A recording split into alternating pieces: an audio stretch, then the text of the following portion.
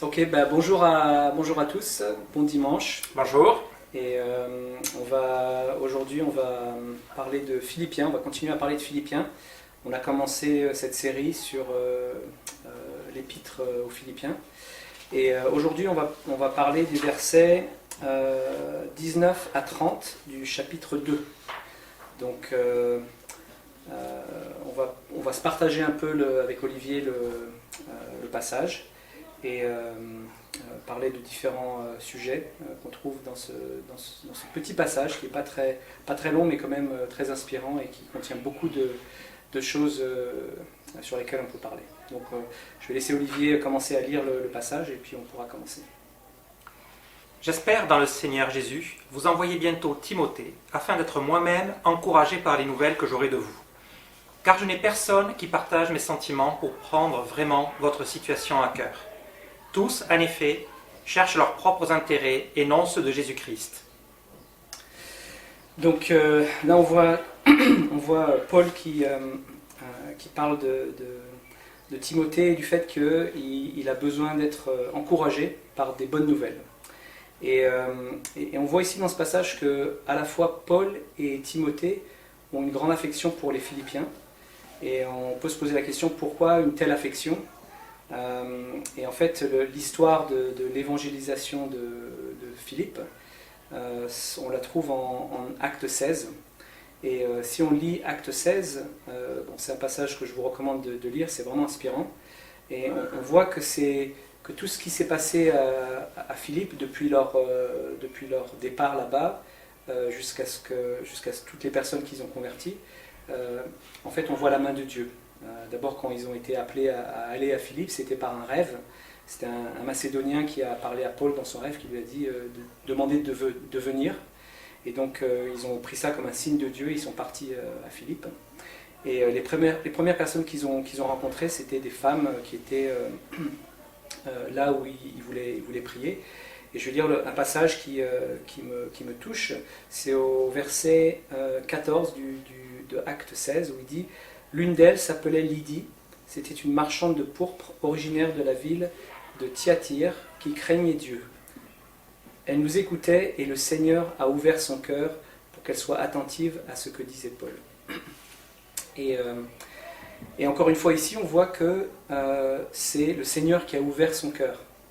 On peut partager notre foi, on peut lire la Bible à plusieurs personnes, mais c'est vraiment Dieu qui ouvre les cœurs. Et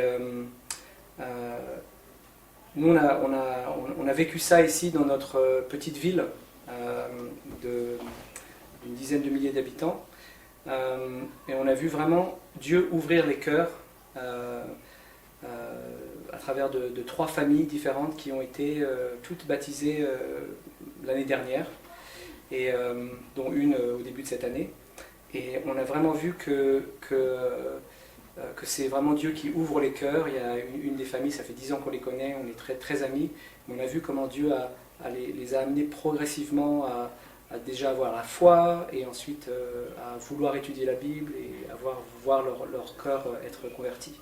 Et maintenant c'est tellement rafraîchissant de voir qu'on a une petite église maison dans notre ville, composée de familles qui sont ici.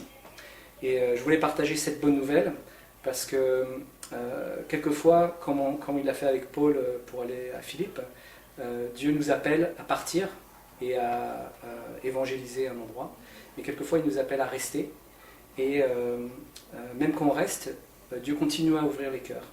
Donc voilà, mon encouragement pour vous, c'est de vous souvenir que le Dieu qui était là à Philippe avec Paul est le même aujourd'hui, et il est celui qui va ouvrir les cœurs de tous ceux qui sont autour de nous. Merci Mathieu. Moi, ce qui me frappe dans ce passage, c'est on ressent le cœur de Paul dans ces versets, et on sent une pointe de déception.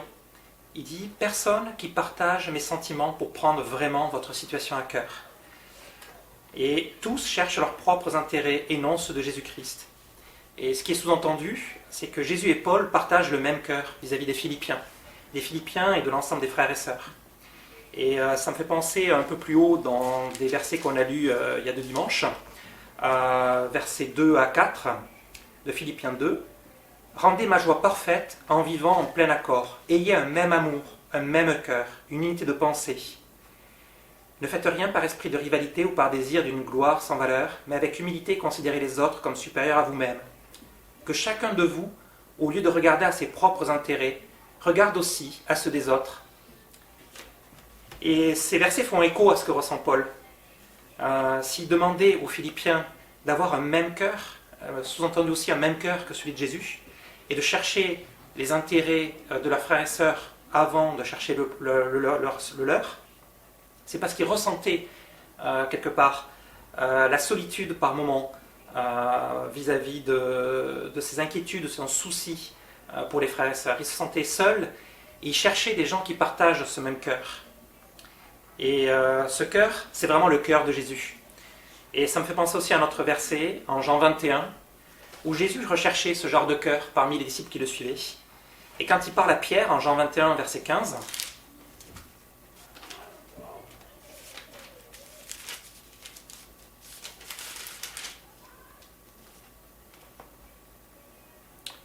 Jean 21, versets 15 à 16, lorsqu'ils eurent mangé, Jésus dit à Simon-Pierre, « Simon, fils de Jonas, m'aimes-tu plus que ceci ?»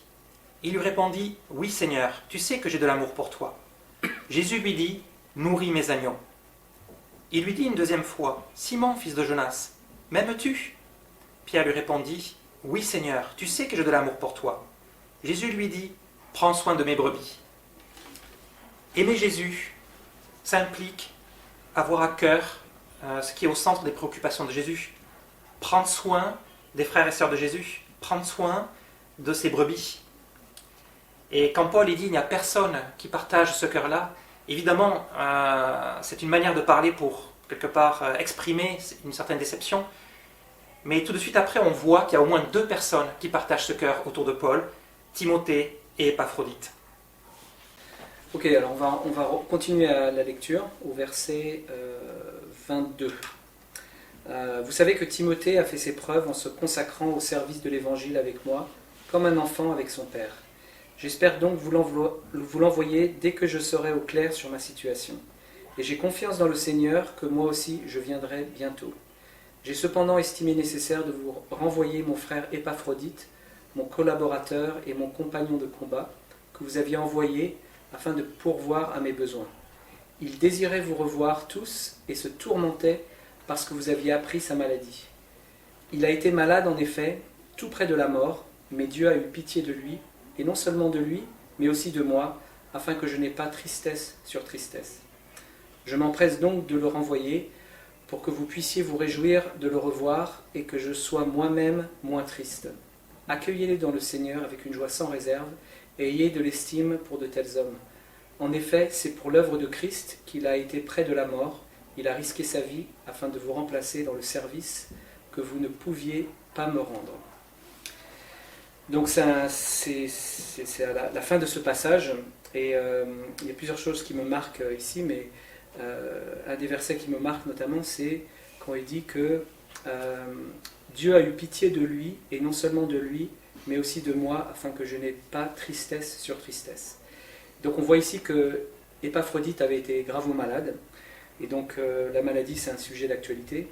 On sait qu'il y a beaucoup de gens qui ont été malades ces derniers temps, certains qui ont perdu la vie. Donc c'est quelque chose qui nous marque et qui va continuer à nous marquer. Mais ce qui est touchant ici, c'est qu'on voit que Dieu l'a guéri, a permis qu'il soit guéri, non pas seulement pour lui, mais aussi pour Paul et pour les Philippiens, pour qu'ils n'aient pas tristesse sur tristesse. Et on voit ici que Dieu prend soin de nos besoins physiques, mais aussi de nos besoins émotionnels.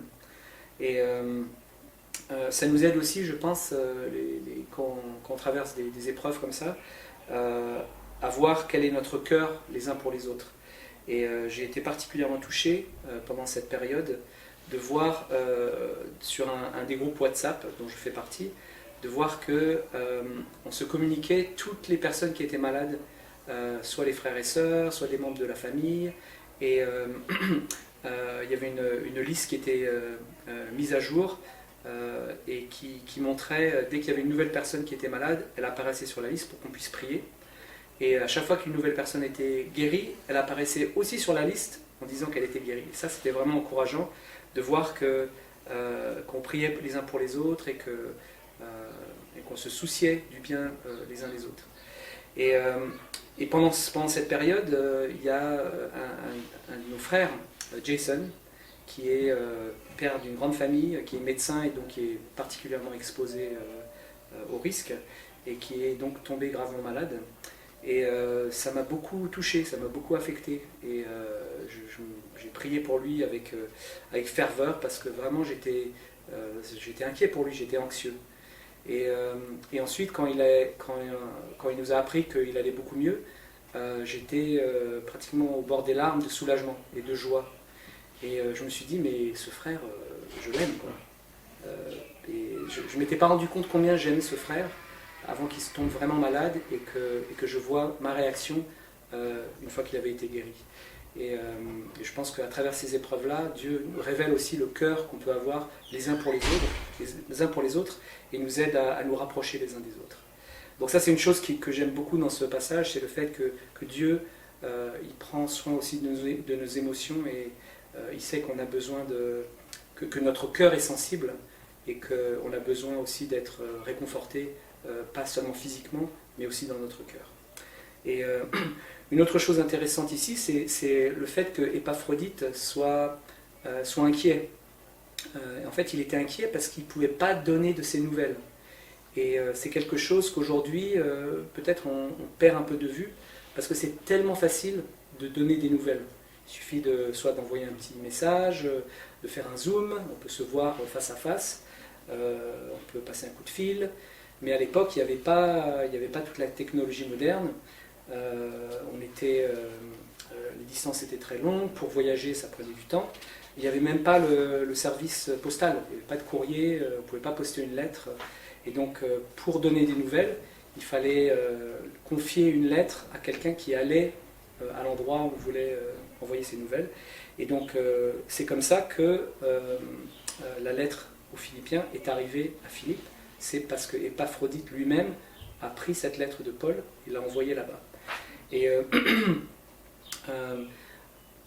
donc c'est intéressant de voir quelle était la différence entre les moyens de communication à l'époque et aujourd'hui, parce que ça nous apprend beaucoup.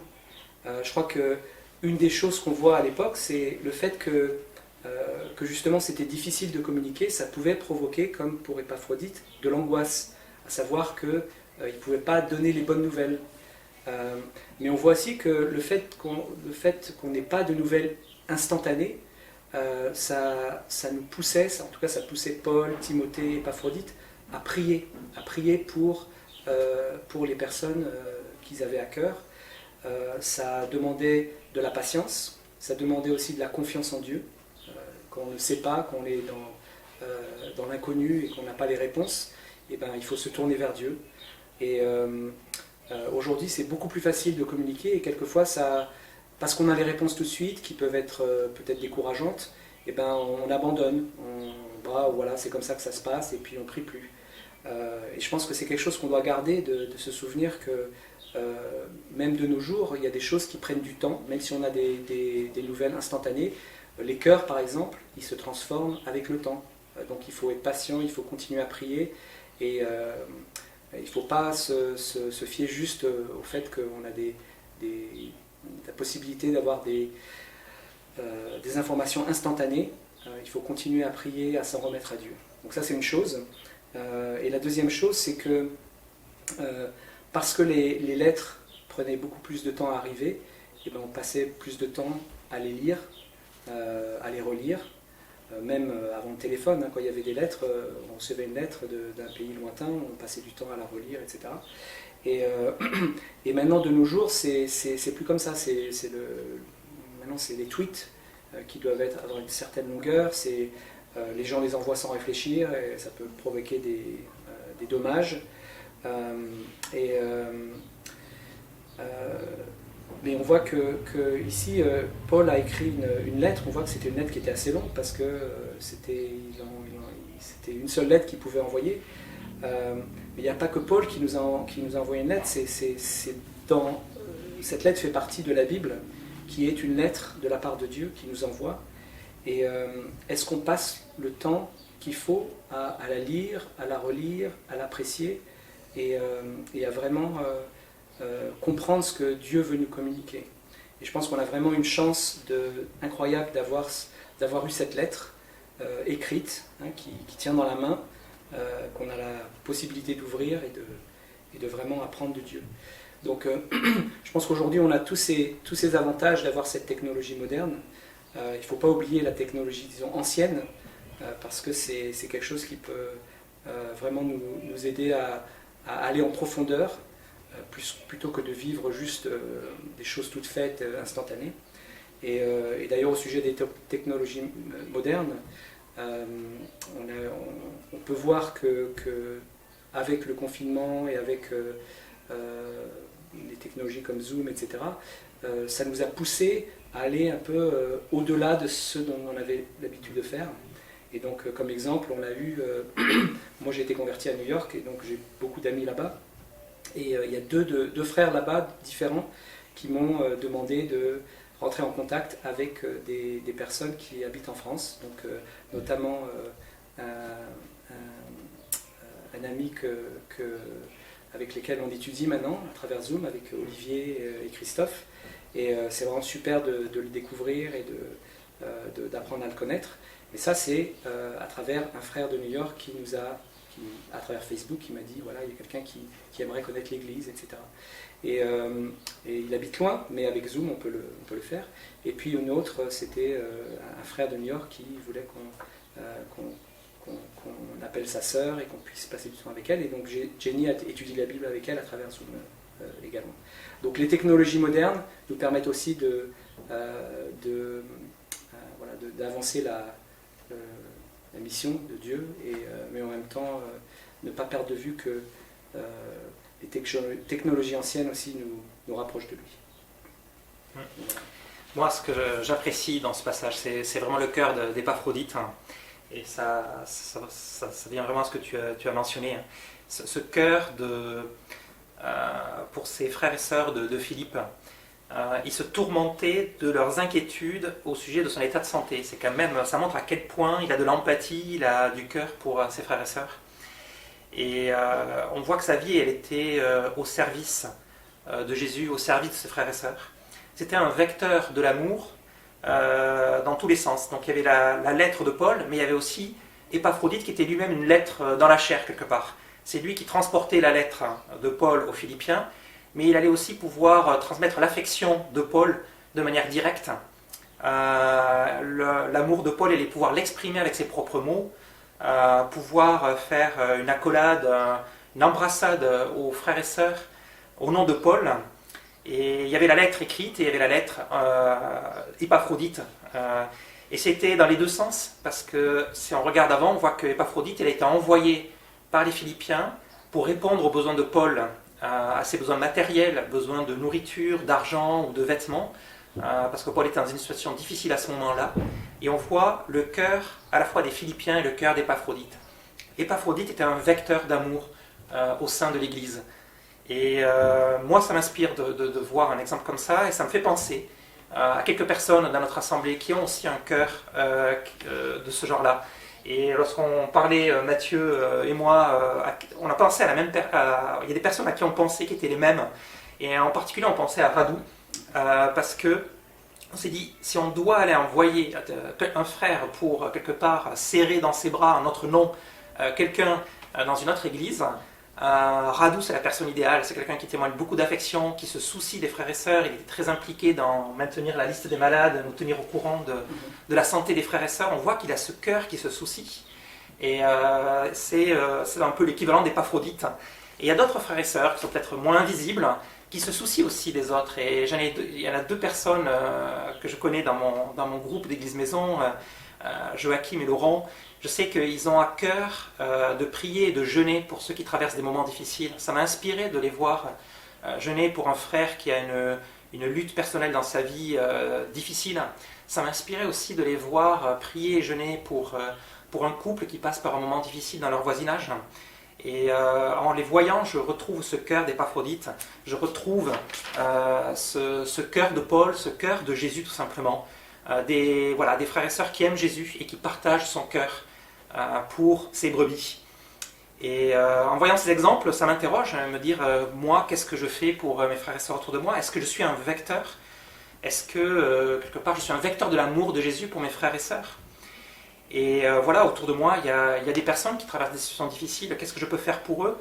Et en lisant un verset, ça m'a vraiment inspiré, me donner quelque chose de simple que je pouvais faire même pendant la période de confinement où on ne pouvait pas se déplacer. Isaïe 50, verset 4, qu'on peut faire en période de confinement ou sans période confinée. En toute période, un verset qu'on peut mettre en pratique pour transmettre l'amour de Jésus. Isaïe 50, verset 4.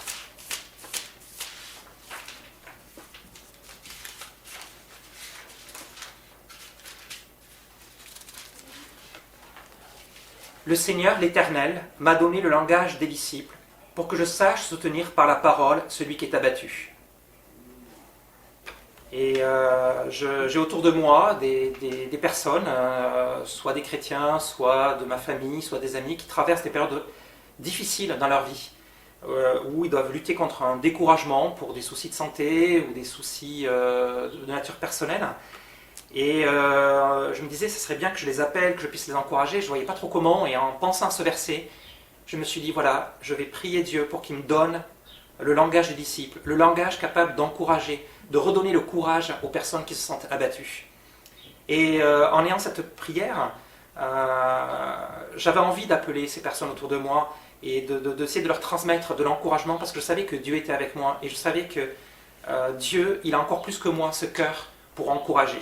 Et j'avais juste à me rapprocher du cœur de Dieu, du cœur de Jésus, pour être capable d'encourager par la parole. Et pour conclure, on a vu que l'importance des bonnes nouvelles, l'importance du cœur qu'on peut avoir pour les autres, et donc il y a le cœur de Jésus qui est quand même l'exemple à suivre. Et on voit le cœur que Dieu a eu à venir nous chercher, alors qu'on était encore perdus dans les ténèbres. Et on a quand même la meilleure des nouvelles, c'est que c'est possible de s'approcher de lui, c'est possible d'avoir une relation avec lui, c'est possible d'avoir une vie éternelle, et puis de connaître son amour, d'avoir l'éternité pour apprendre à mieux le connaître. Et je pense qu'on aura besoin de l'éternité pour le connaître. Et donc, souvenons-nous, rappelons-nous de cette bonne nouvelle qui est vraiment la meilleure de toutes. Et bon dimanche.